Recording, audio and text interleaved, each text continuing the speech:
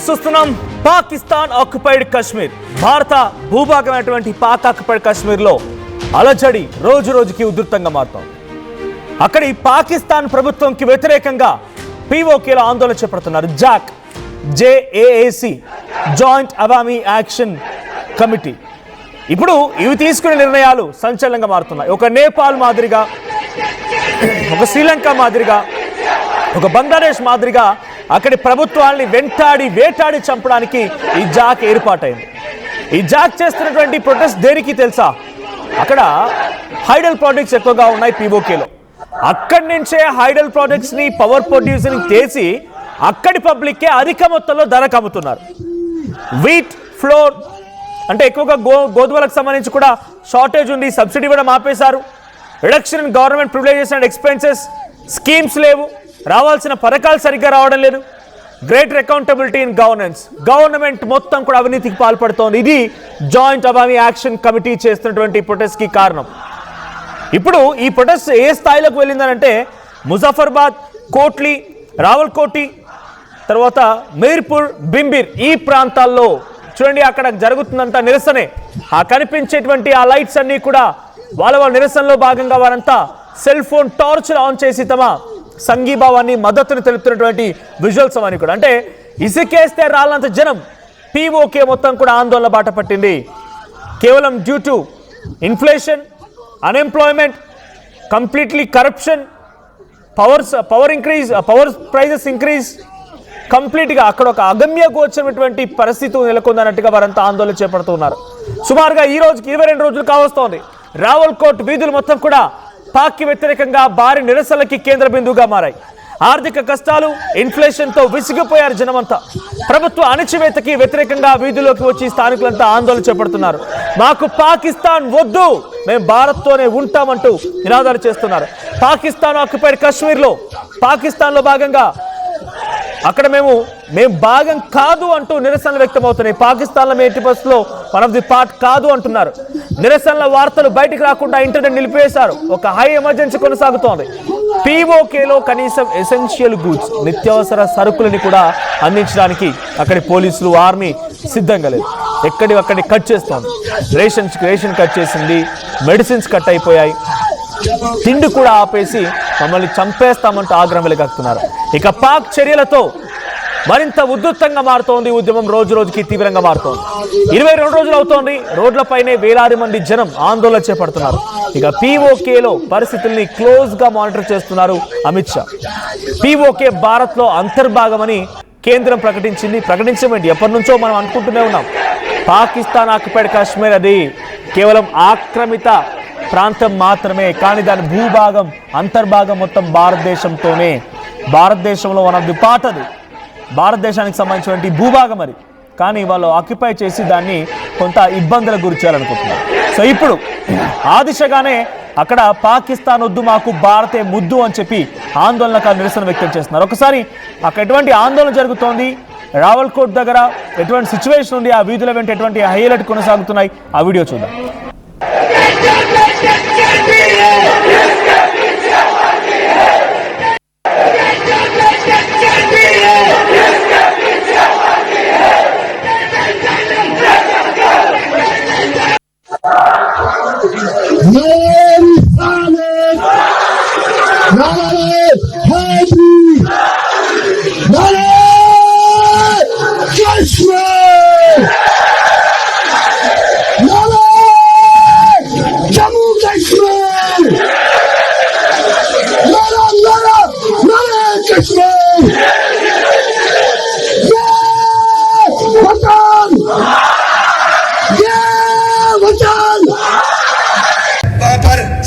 Line पे 0 point पे तितली नोट हमारी खवातीन और हमारे बच्चे वहां धरना दे के बैठे हुए हैं।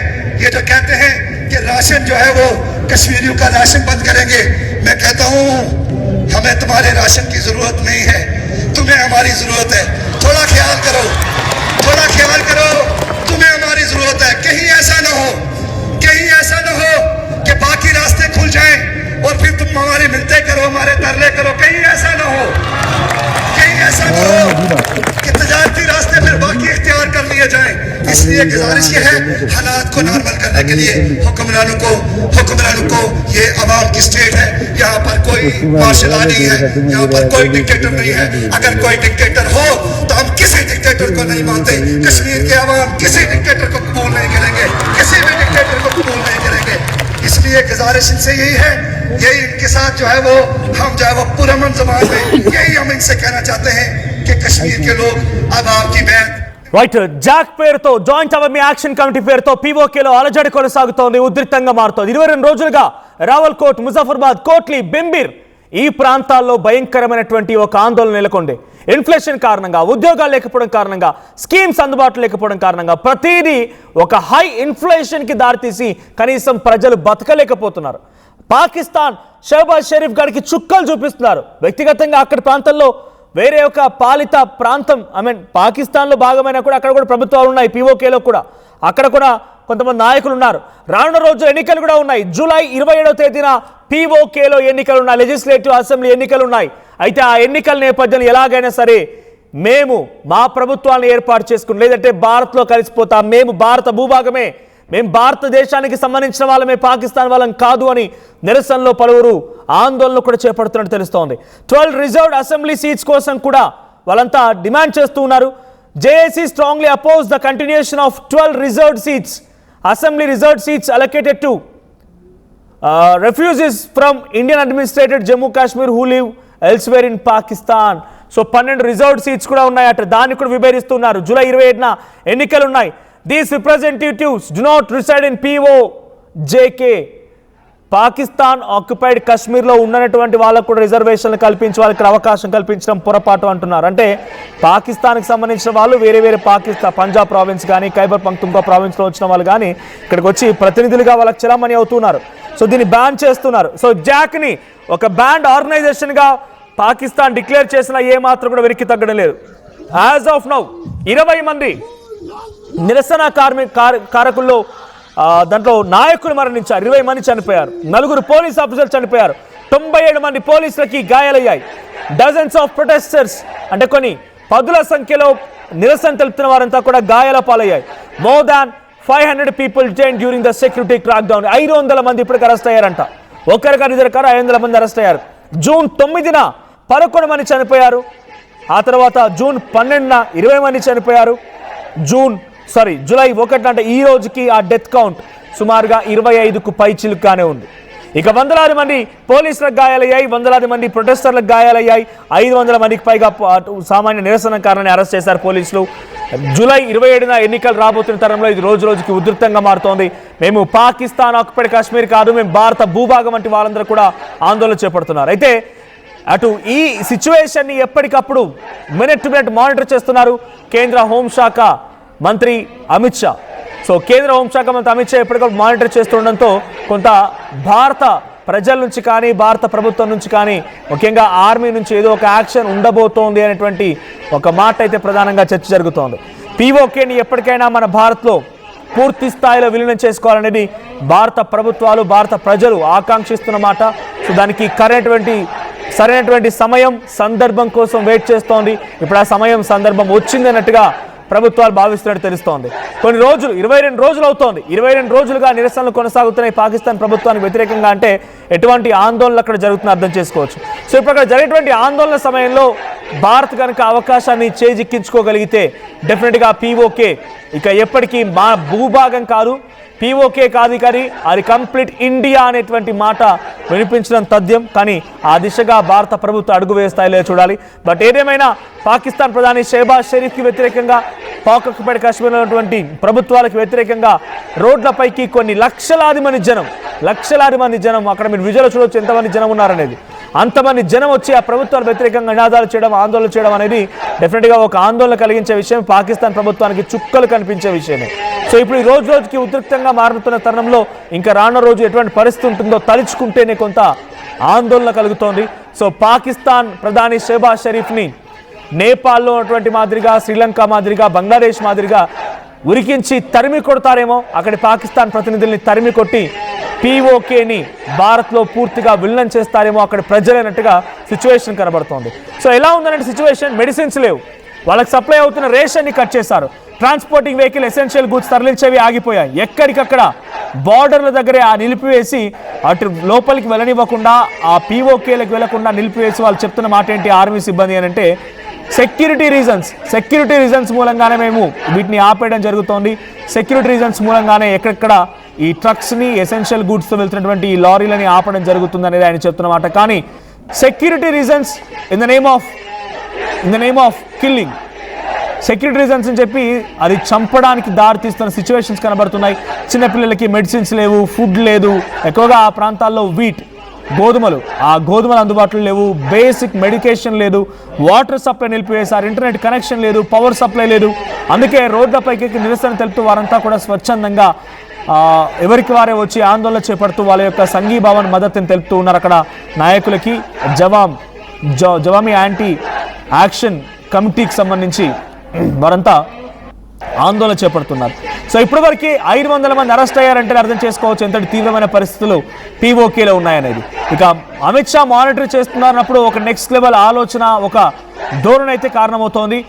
అమిత్ షా ఆలోచిస్తున్నారన్నప్పుడు డెఫినెట్గా ఒక బిగ్గెస్ట్ సెన్సేషన్ న్యూస్ త్వరలో రాబోతోంది అనేటువంటి సంకేతాలు చర్చలు జరుగుతున్నాయి. మరి నిజంగానే పీఓకేని కంప్లీట్గా భారత సమయం వచ్చింది కాబట్టి, సమయం ఆసన్నమైనట్టుగా భావించి ఇప్పుడు దాన్ని పూర్తిగా తమలో భాగం చేసుకుంటారా, ఇదంతా ఇండియా అన్నట్టుగా చెప్పబోతున్నారా, ఏం జరిగిద్దో చూడాలి.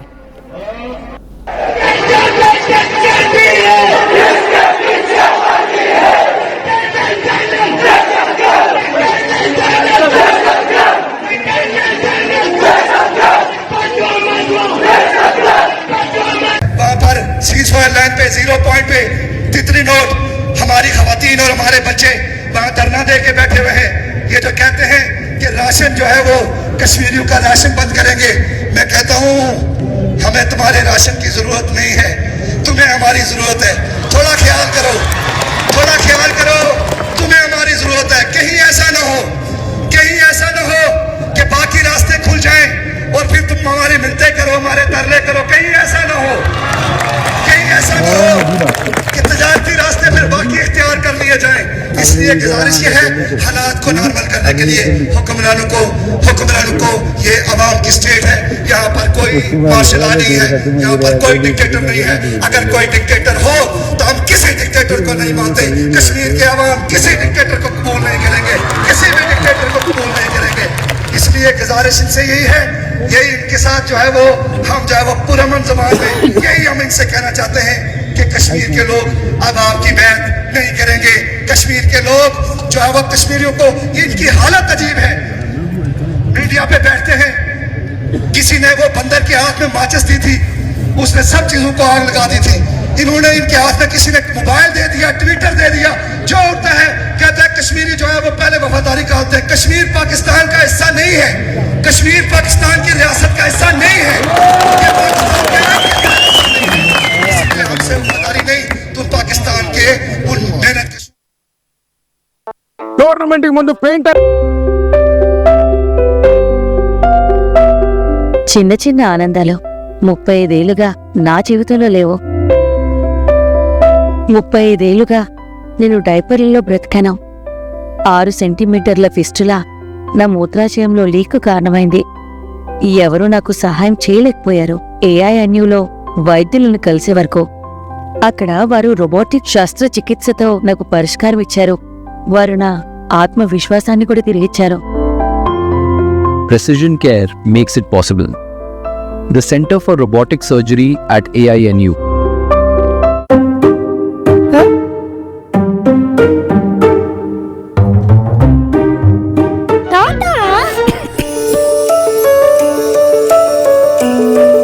జలుబు, తలనొప్పి, నడుము నొప్పి, మోకాళ్ల నొప్పులు లాంటి లక్షణాల నుండి ఉపశమనానికి శాస్త్రిబా, ట్రస్టెడ్ బై మిలియన్స్ సిన్స్ 1992.